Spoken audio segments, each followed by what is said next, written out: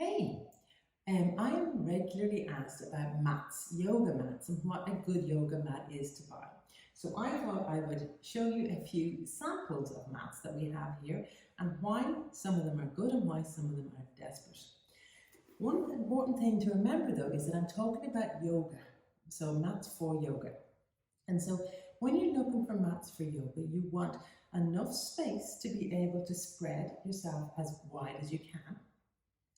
You want them to be soft so that when you're lying on the floor or when you're on hands and knees particularly, that you've got a little bit of support or a little bit of softness for your knees and your wrists. But also when you're standing and doing standing poses that you've got stability. So having an extra squashy mat that might be nice for your wrists is absolutely no use for when you want to do standing poses, when you want to do balances. And so there's a whole load of different types of mats that are available, but really depending on what it is that you were looking for your mat for will depend on what mat makes sense for you. So I'm going to start with this sort of mat here. And often I will see people come to a yoga studio with one of these really thick squeegee mats and Pilates mats they might even call them, because they're doing work on the ground. So if you can see this is really thick, so it gives people a lot of bounce, but it's also really stretchy, so it's desperate for yoga because you're in your down dog and your mat starts to stretch, never mind you having slippy hands or whatever. Also for all of your standing poses and balancing poses, it's no good, you've got absolutely no stability. So I would eliminate that completely for, unless you're doing a yoga nidra or something like that, then maybe, but if you're doing any kind of asana, any kind of postural poses, then that is definitely not a smart mat for yoga. Then we have the exercise mats. We have one here, sample level from before. So this is your kind of standard exercise mat. You can see this is a well-used one. So it often isn't quite as thick, but has a little bit of stability and a little bit of bounce in it, which is nice. But the problem with this is the surface. It's really slippy. It's just kind of a plasticky surface. And therefore, again, you put yourself into down dog in this and you're just going to face plant because there's no grip in that mat. Then we come to yoga mats, and you can spend anything from 15 euro to 150, probably even 250 euro on a yoga mat if you want. Why are they different in prices? So your kind of very cheap yoga mat is probably a lot of things. Very thin. It's probably very narrow. It's probably very short. And it's probably quite a not particularly nice texture feeling. And you can see this mat is a cheaper mat that has got a little bit of abuse. It starts to fall apart very quickly. And what's nice with yoga mats is you can put them in the washing machine and wash them, and that generally helps them, but if it's a cheaper mat, it's not going to work. So your problem with the cheaper mats is they're still not sticky. They are typically much narrower and much shorter than your regular mats, and thinner, and just not so much grip, not so nice texture in your hand.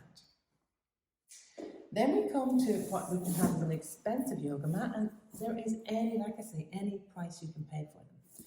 This one has a nice kind of sticky back, so it won't slide on the floor. It has a lovely material front, but that's only good if you're not doing anything that's sweaty, because obviously it's harder to clean if it's a kind of sweaty practice that you use. Also, I find this mat a little bit slippy on the hand, but that kind of depends on the person. Often what people will do is they'll get yoga towels or like material that they will put over the yoga mat if they're doing hot yoga or fast yoga or anything where they're kind of a little bit sweaty, so that the hands have a little bit more grip. And those towels are really nice because they don't stretch and they have grip. For me, a general good all-round yoga mat, not in the really expensive sort of phase, is a mat like this. So these are the mats that I have in the studio. They're about 45 euro to buy, approximately. And they are 6 mil, so you can see they're a little bit thicker, but they've a little bit of bounce, but not so much. So they are still very stable underfoot. I will often use 2 mats, or I will double up the mat if under wrists or under knees, if people have sort of dicky wrists or knees, with 2 of these mats, you still have enough stability to do your standing poses because it hasn't got that bounce, but it has really layered you up. For me, these particular mats are wider and longer than normal.